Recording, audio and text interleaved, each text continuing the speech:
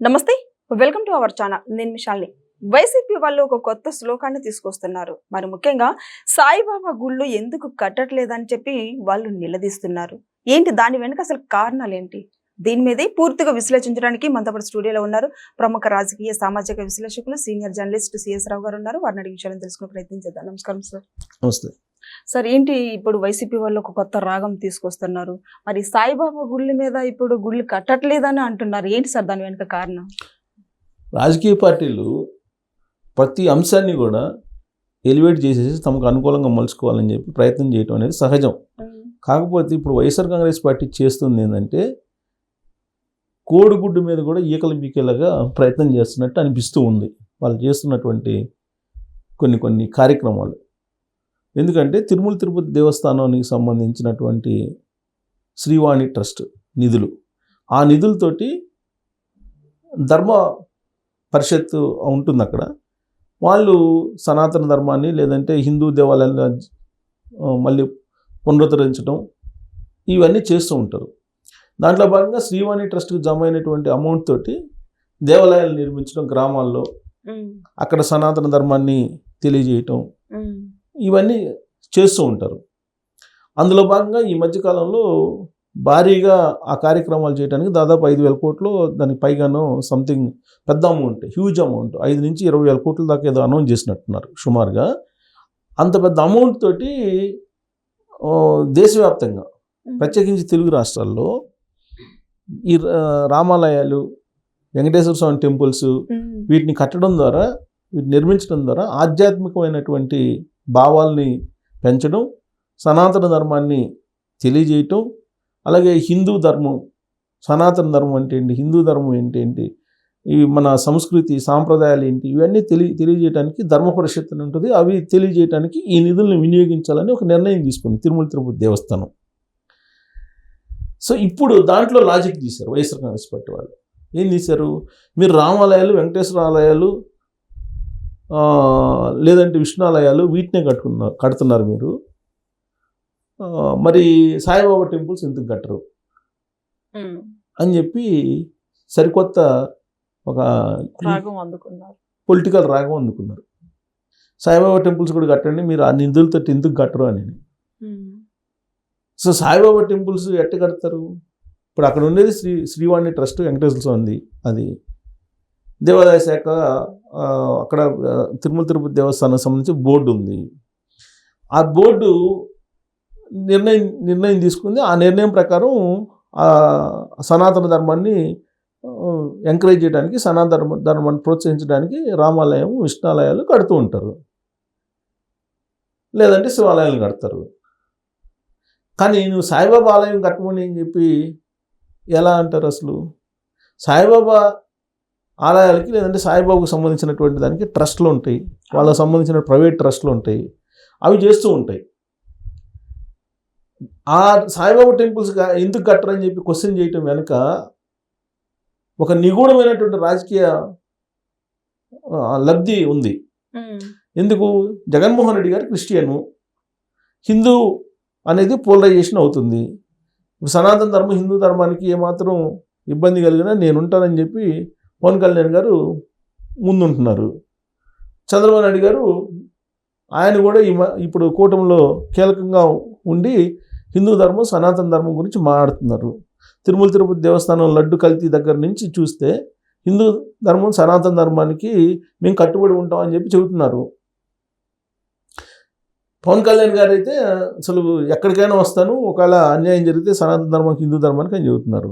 అంటే హిందూ ఓట్ల పోలరైజేషన్ అనేది జరుగుతుంది దేశవ్యాప్తంగా. ఇప్పుడు ఇక్కడ కూడా ఆంధ్రప్రదేశ్లో ప్రత్యేకించి క్రిస్టియన్ ఓట్ బ్యాంక్ మీద ఆధారపడ్డారు జగన్మోహన్ రెడ్డి గారు. ఎందుకు ఆధారపడ్డారు? 2019లో క్రిస్టియన్ ఫాదర్స్, ఆ చర్చ్ ఫాదర్స్ అందరూ కూడా జగన్మోహన్ రెడ్డి గారికి ఓట్లు వేయించమని చెప్పి డైరెక్ట్గా ప్రచారం చేశారు. సో వాళ్ళు జగన్మోహన్ రెడ్డి గారి వైపు ఉన్నారు. క్రిస్టియన్ ఆయన బేసిక్గా, అది అందరికీ తెలుసు. హిందువులందరూ వ్యతిరేకిస్తున్నారు. కాబట్టి హిందువుల్లోనే డివియేషన్ తీసుకురావాలి. మరి జగన్మోహన్ రెడ్డి వ్యాఖ్యలకి కూటమి ప్రభుత్వం ఏ విధంగా స్పందించిందంటే ఏం చెప్తారు సార్? స్పందించేది ఏముంది? ఆల్రెడీ వాళ్ళు తిరుమల తిరుపతి దేవస్థానం, సాయిబాబా టెంపుల్స్కి ట్రస్ట్లు ఉంటాయి, తిరుమల తిరుపతి దేవస్థానానికి సాయిబాబా టెంపుల్స్కి సంబంధం ఏంటి అని చెప్పి వీళ్ళు అడుగుతున్నారు. అవి ప్రైవేట్ ట్రస్ట్లు ఏర్పాటు చేసుకుంటే ఇప్పుడు క్రిస్టియన్ ఉన్నాయి, క్రిస్టియన్ మిషనరీస్ ఉన్నాయండి. ఈ క్రిస్టియన్ మిషనరీస్ ఏం చేస్తాయి, చర్చిలు కడుతుంటాయి, వాళ్ళు ప్రమోట్ చేసుకుంటారు, క్రిస్టియానిటీని ప్రచారం చేసుకుంటూ ఉంటారు, అంతే కదా. అలాగే మసీదులు వక్ఫ్ బోర్డ్స్ ఉన్నాయి, వక్ఫ్ బోర్డులు అంటే వక్ఫ్ ఆస్తులు ఉన్నాయి ముస్లిమ్స్కి, అవి వాళ్ళ పాటికి వాళ్ళు పని చేసుకుంటూ ఉంటారు. ఇప్పుడు క్రిస్టియన్ మిషనరీస్ డబ్బులు హిందూ దేవాలయాలకు ఇవ్వమంటే ఇస్తారా? ఇస్తారు, ఎవరు కదా. కొన్ని వక్ఫ్ బోర్డుకి సంబంధించిన ఆస్తులు హిందూ దేవాలయాలకు ఇవ్వమంటే ఇస్తారా? ఎవరు కదా. మరి తిరుమల తిరుపతి దేవస్థానానికి సంబంధించి శ్రీవాణి ట్రస్ట్లో వస్తున్నటువంటి అమౌంట్ని సాయిబాబా టెంపుల్కి ఇవ్వమంటే, సాయిబాబా టెంపుల్ లేదంటే సాయిబాబా అనేది ఎప్పటి నుంచి వచ్చింది, 20-30 సంవత్సరాల నుంచి వచ్చి ఉంటుంది, అంతే కదా. దానికి సంబంధించి ఒక ట్రస్ట్లు పెట్టుకున్నారు, వాళ్ళ నమ్మకం వాళ్ళది. సాయిబాబాని నమ్మే వాళ్ళు సాయిబాబాని నమ్ముతూ ఉంటారు, వాళ్ళ నమ్మకం వాళ్ళది. ఇప్పుడు సాయిబాబాని కొంతమంది హిందూ అంటారు, కొంతమంది ముస్లిం అంటారు, రకరకాలుగా చెప్తూ ఉంటారు. ఈ మధ్యకాలంలో అసలు కంచి కామకోటి పీఠాధిపతి లాంటి వాళ్ళు పీఠాధిపతులే దయ్యం కాదు, దేవుడు కాదు, దయ్యం అంటున్నారు. ఎవరిని? సాయిబాబాని. సో రకరకాలు ఉన్నాయి. నిజమే సార్ అది. సరే, అది నిజం అవుతుంది అనేది వాళ్ళకి తెలియాలి. ఇప్పుడు పీఠాధిపతులు, మఠాధిపతులు, పండితులు వాళ్ళకి తెలియాలి. ఆ స్థాయిలో మనకి ఆ పురాణాలు, వేదాలు, శాస్త్రాలు తెలియవు కదా. తెలియనప్పుడు మనం చెప్పలేము. కాకపోతే ఏంటంటే సాయిబాబా అనేటువంటి దేవుడు ఒక 20-30 సంవత్సరాల నుంచే కదా తింటుంది, అంతకుముందు అయితే తింటలేదు కదా, అంతకుముందు అయితే లేదు కదా. ఒకవేళ ఉన్నా మనకు తెలియదు కదా. సో సరే దేవుడు అనుకుందాం కొద్దిసేపు. దేవుడు అనుకున్నా దానికి సంబంధించి ట్రస్ట్లు ఉన్నాయి కదా. షిరిడి సాయి ట్రస్ట్ ఉంది, ఎక్కడికెక్కడ షిరిడి సాయి టెంపుల్కి సంబంధించి ట్రస్ట్లు వాళ్ళు సాయిబాబా టెంపుల్స్ కడుతున్నారు. ఎక్కడన్నా సాయిబాబా టెంపుల్ కట్టినా కానీ అక్కడే ట్రస్ట్ ఏర్పాటు చేసుకుని అన్ని ధూపదీప నైవేద్యాలు అన్నీ కూడా జరుగుతున్నాయి. ఇప్పుడు హిందూ దేవాలయాల్లో ధూపదీప నైవేద్యాలు పెట్టలేనటువంటి పాడుపడినటువంటి దేవాలయాలు ఉన్నాయి. వాటిని పునరుద్ధరించాలనేటువంటి ఉద్దేశంతో తిరుమల తిరుపతి దేవస్థానానికి సంబంధించినటువంటి శ్రీవాణి ట్రస్ట్ని ఆ నిధుల్ని వినియోగించాలని నిర్ణయం తీసుకున్నారు. దాన్ని జనరల్గా అప్రిషియేట్ చేయాలి. ఎందుకంటే గతంలో ఒక 20-30 సంవత్సరాల క్రితం ప్రతి ఊర్లో రామాలయం ఉండేది. ఆల్మోస్ట్ ప్రతి ఊర్లో రామాలయం ఉండేది, ఆంజనేయ స్వామి టెంపుల్ ఉండేది. అసలు ఆంజనేయ స్వామి లేకుండా రామాలయం ఉండదనుకోండి.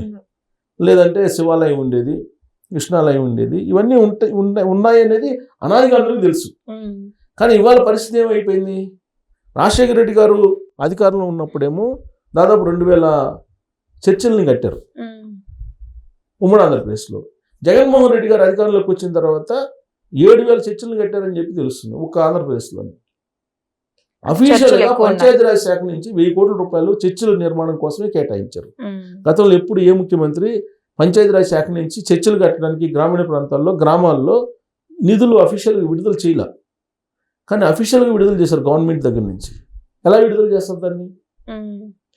అంటే ఇప్పుడు హిందూ ఓట్లు పోలరైజేషన్ అవుతున్నాయి, క్రిస్టియన్ ఓట్లు ఒకవైపు సాలిడ్గా తనకున్నాయని ఆయన భావిస్తున్నాడు.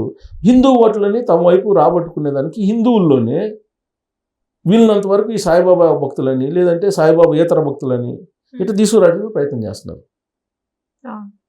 సాయిబాబా కూడా దేవుడే కదా, సాయిబాబాకి ఎందుకు కట్టకూడదు అని చెప్పి లాజిక్ చేస్తున్నారు. ఇది తిరుమల తిరుపతి దేవస్థానం నిధులతో, తిరుమల తిరుపతి దేవస్థానం నిధులతోటి సాయిబాబాది కట్టమంటారు. సాయిబాబాది ఎలా కడతారు అనేది ఇప్పుడు చర్చ నడుస్తుంది. అంటే వాళ్ళు ఏదో ఒక అంశం చర్చలోకి తీసుకెళ్ళాలి. ఇప్పుడు ఏంటి, సాయిబాబా టెంపుల్స్కి వ్యతిరేకం కూటమి అనేది ప్రచారం చేస్తున్నారు.